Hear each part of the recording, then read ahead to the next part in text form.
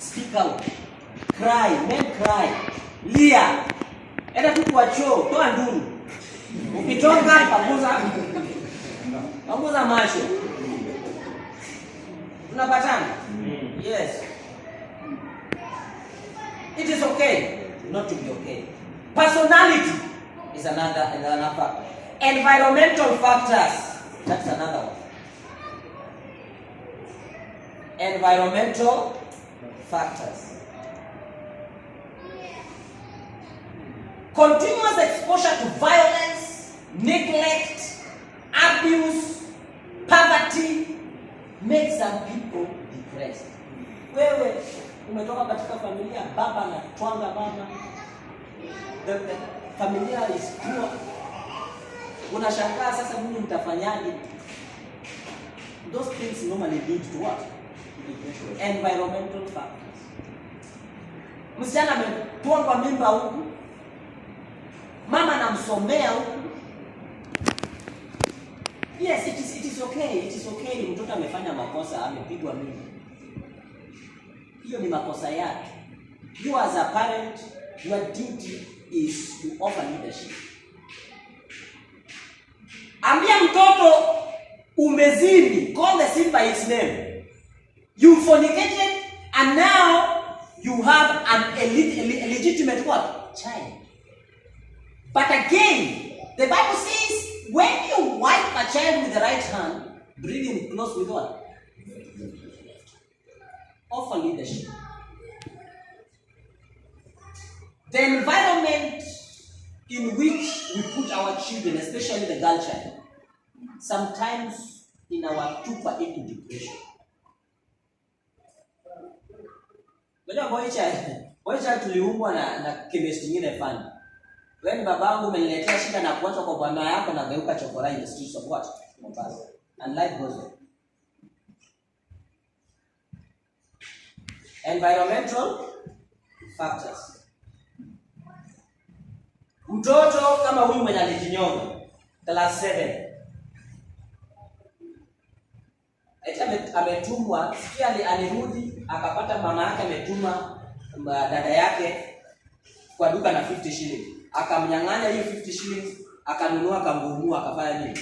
Akakula. Akafikiria tu, sasa nimenunua kangumu. It is true.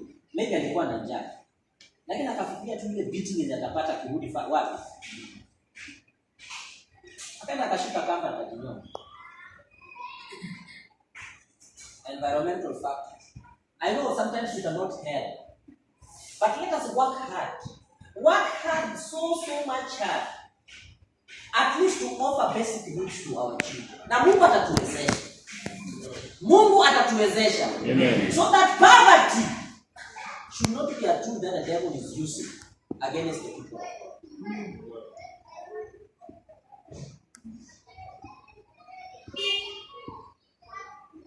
Nyombi langu. So scientifically they are saying depression can be treated. Unaenda pale, they do what is called diagnosis. They diagnose you, watagundua kuwa you are depressed. Alafu kuna madawa utapatiwa, they are called antidepressants. Antidepressants. Ni madawa tu, tembe na injections. Helps you to cool your body. Wewe unajua kuna mfalme alikuwa anaitwa Saul. Saul sometimes alikuwa anakuwa depressed. The Bible inasema alikuwa anaingiliwa na pepo mbaya. I think that was depression. What was his medicine? Ziki was enough to calm his spirits down. And so I don't believe in the drugs.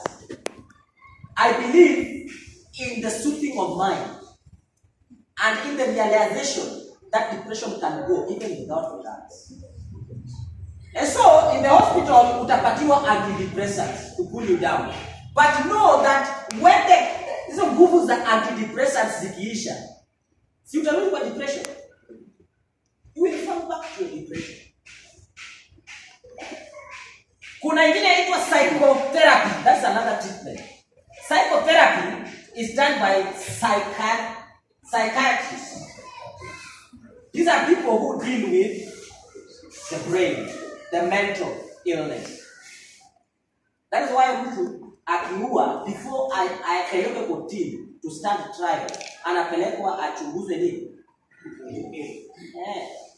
Maybe aliua kwa sababu is not okay. Na kama is not okay, utapata jaji anasema he cannot stand trial. Apelekwe wapi? Madhari, mental. So it is called what? Psychotherapy. Another one that is now, this one is just too much. It is called electroconvulsive therapy. Electroconvulsive therapy. Hii sasa ni inatumia unaweka kwa stima. Unaweka kwa nini? And then they electrocute you. Naenda kwa grade. Hiyo ni unyama. Wanakuwa stima. That is how serious it is. So unashtuka mpaka akili irudi.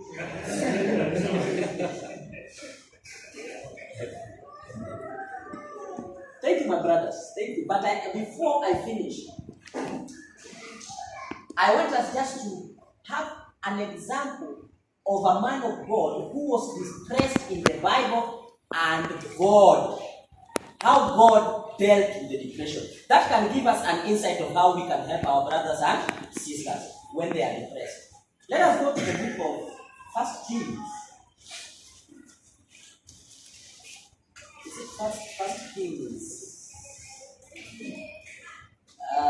Where Elijah... Okay, is it 2 Kings or 1 Kings? Elijah on Mount Carmel, challenging the prophets of Baal, is in 1 Kings or 2 Kings? 1 Kings 9, eh? 1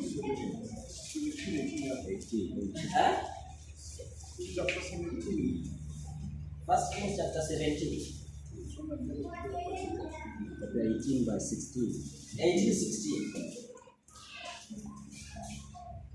Let us start with number 19. That is what I wanted, chapter 19.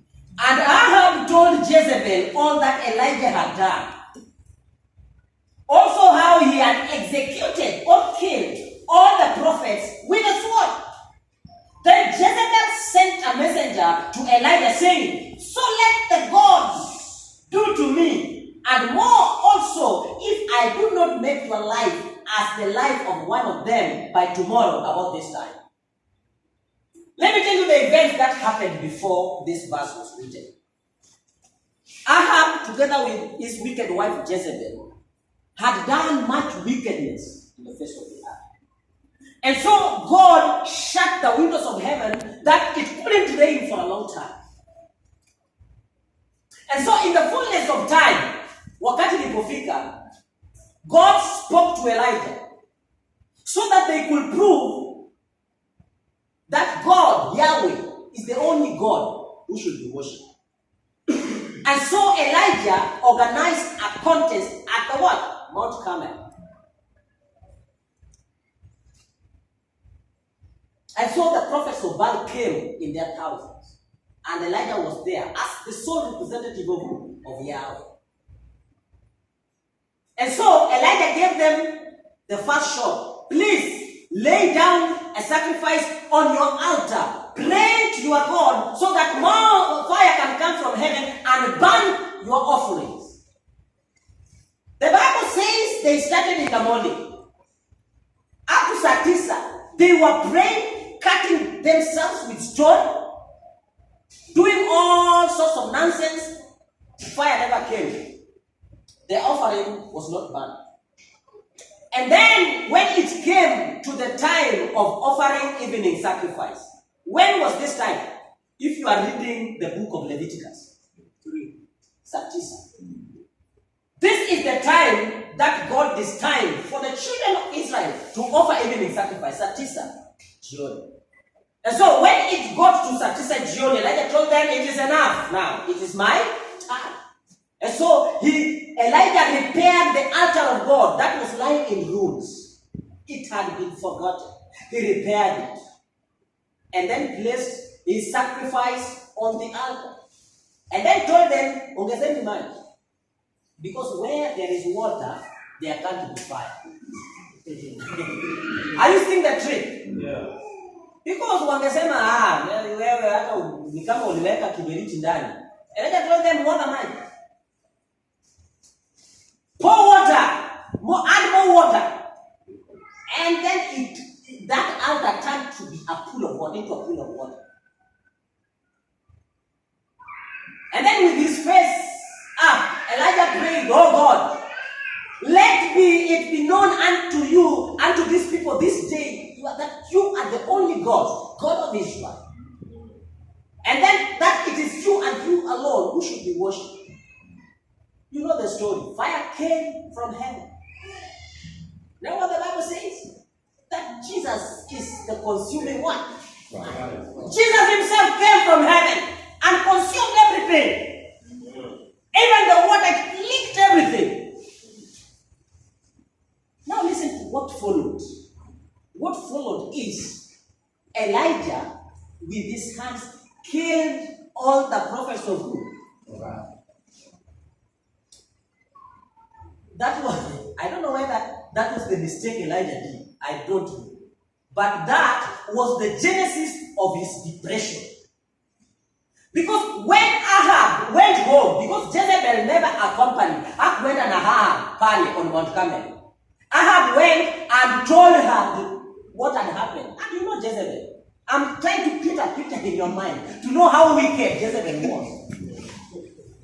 When Ahab went home, wakati Ahab alienda nyumbani akamwelezea, sikia bibi yangu what happened. All our prophets are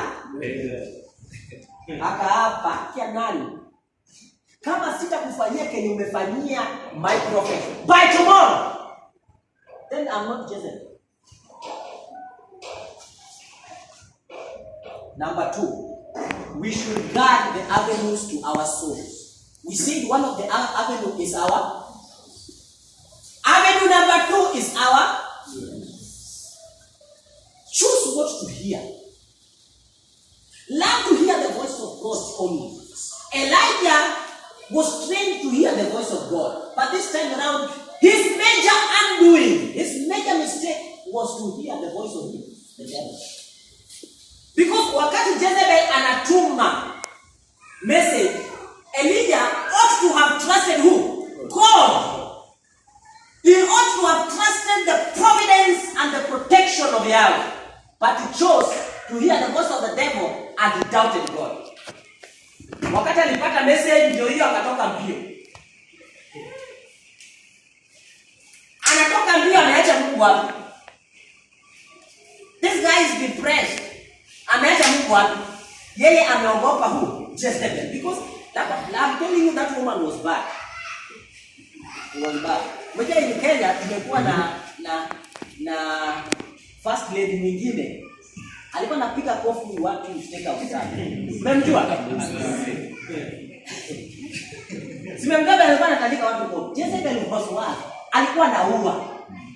And so when Elijah alisikia Jezebel is coming after him, he ran away. So Elijah has chosen to hear the voice of Jezebel. In total disregard to the voice of who? Yahweh. Anakimbia. Alifika mahali, umejua wanakimbia wangapi? Yeye na servant wake. Akafika mahali, akaambia servant wake, my friend, you are a burden, you are a liability. Wewe baki hapo. Akamwacha. That is mistake number 2. Don't think you can go it alone. No man is an island. That is why, men, I'm telling you, share your problems. Don't die. Speak up. He chose to leave his servant to proceed. In the Bible says 2 days journey or 1 day journey. Akaenda, jamaa amechoka, hawezi tembea tena. Akaenda kwa cave, akalala peke yake in the land of Judah. Now, we serve a God who will always follow us. Everywhere we go, hata kwa dhambi, God will always follow you. All he wants us to do is to make an about turn and move only one step towards it. For he has been following us all the way. So God is following Elijah. Mungu anamfuata, anamwangalia. A depressed man amelala kwa cave. Now look how God deals with depression. And the angel of God taps Elijah. Anampatia chakula. Alipatia nini? He gave him food to eat. Akamwambia, servant of God, eat. Elijah akafanya nini? Akapeleka usingizi. Sasa hii sio usingizi yake. Hii ni usingizi yenye Mungu sasa ndiye amefanya nini? Usingizi mtamu. Akalala kweli kweli. Alipokuwa amelala ya kutosha, tena the angel akafanya nini? Akamwamsha, akamwambia, my friend, do what? Eat. So a depressed person, patiana chakula kwanza. Patiana nini? Chakula. Fanya lale. Apate usingizi. Unajua, let me tell you, there is something that sleep normally do. Sleep rewinds the brain. Sleep soothes the brain. So patiana chakula, weka usingizi. Patiana chakula, weka usingizi. So wakati Elijah anakula the second time, and the angel of God anamwambia sasa twende safari. Sasa hii si safari ya Elijah. It is a safari that God is leading. Wakatembea for 40 days. Is it 40 days? I don't know. 40 days. And then Mungu akampeleka mahali, sasa Mungu anamfanyia what is called counseling. Nasikia vile Mungu anaanza. Anamuuliza Elijah, what are you doing here? Nani alipeleka Elijah huko? Anamuuliza Elijah, what are you doing here?